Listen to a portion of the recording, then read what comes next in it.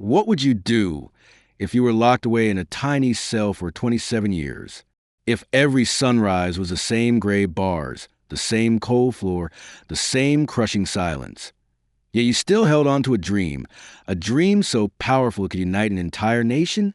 This is the story of Nelson Mandela, a man who went from being branded a criminal to becoming the president of South Africa, a man who proved that forgiveness is stronger than hate, and a man whose life reminds us all that even in the darkest prisons, hope can never be locked away.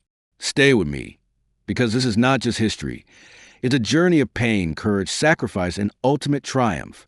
Nelson Mandela was born on July 18, 1918, in the small village of Mvizo, South Africa. The name Ralila literally meant pulling the branch of a tree, but in Xhosa it also meant troublemaker. And indeed, this little boy would grow up to trouble an entire system built on racism and oppression. Mandela was the son of a local chief, but his father died when Nelson was only 9 years old. Losing a parent so young was devastating, but also shaped his destiny. He was sent to live with a powerful regent of the Thembu people. There, young Mandela was introduced to tribal leadership, community meetings, and the art of listening before speaking, a skill that would one day make him a master negotiator. Like many kids, Mandela dreamed of freedom, not just for himself, but for his people. He didn't know it yet, but that dream would define his entire life. Mandela was the first in his family to go to school. His teacher gave him the English name Nelson, following colonial tradition of renaming African children. At school, Mandela loved history, especially stories of African warriors who had resisted colonial rule. He admired their courage and wanted to follow their example. Later, at the University of Fort Hare, he studied law. But more than textbooks, Mandela discovered something else on campus: the power of ideas. He became part of student protests and learned about politics, democracy, and resistance. He was expelled for joining a student strike. And though it seemed like a failure, it was the first sign that Mandela was willing to sacrifice personal comfort for a larger cause.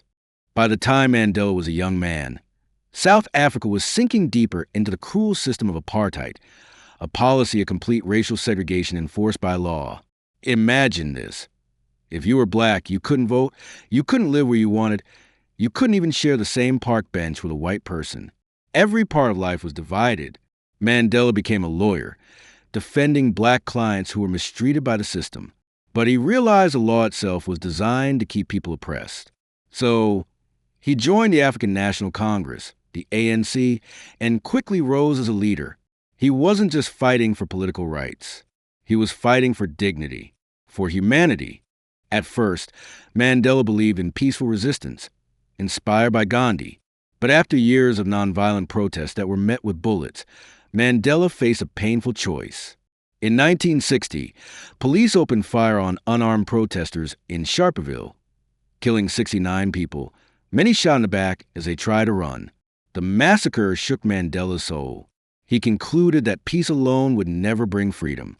So he helped create Umkhonto we Sizwe, meaning Spear of the Nation, the armed wing of the ANC. Mandela became known as the Black Pimpernel for his ability to evade police, moving in disguise, speaking in code, and inspiring his people underground. But in 1962, his luck ran out. He was arrested, accused of sabotage, and put on trial. In 1964, Mandela stood before a white judge in the infamous Rivonia Trial. The prosecution demanded the death penalty. Instead of begging for mercy, Mandela gave one of the most powerful speeches in history.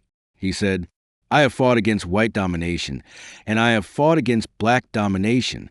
I have cherished the ideal of a democratic and free society. It is an ideal for which I am prepared to die." Those words electrified the world. Newspapers around the globe carried Mandela's speech. He became a symbol, not of terrorism, but of courage. The court spared his life, but sentenced him to life in prison. And so began the long, dark chapter of his imprisonment. Mandela was sent to Robben Island, a cold, windswept prison surrounded by shark-infested waters. His cell was so small, he could barely stretch out. He slept on the floor, worked breaking rocks in a quarry, and endured endless humiliation. But prison did not break him. It shaped him.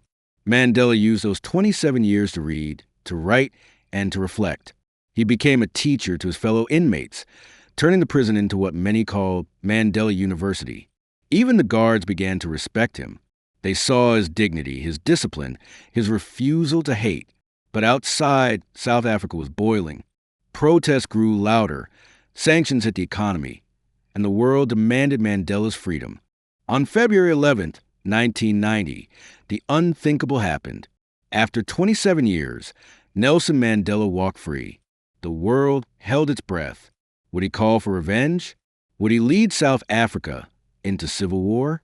Instead, Mandela raised his fist and declared, "I stand here before you not as a prophet, but as a humble servant of you, the people." His message was clear, not revenge, but reconciliation. In 1994, Mandela made history. He became South Africa's first black president in the nation's very first democratic election.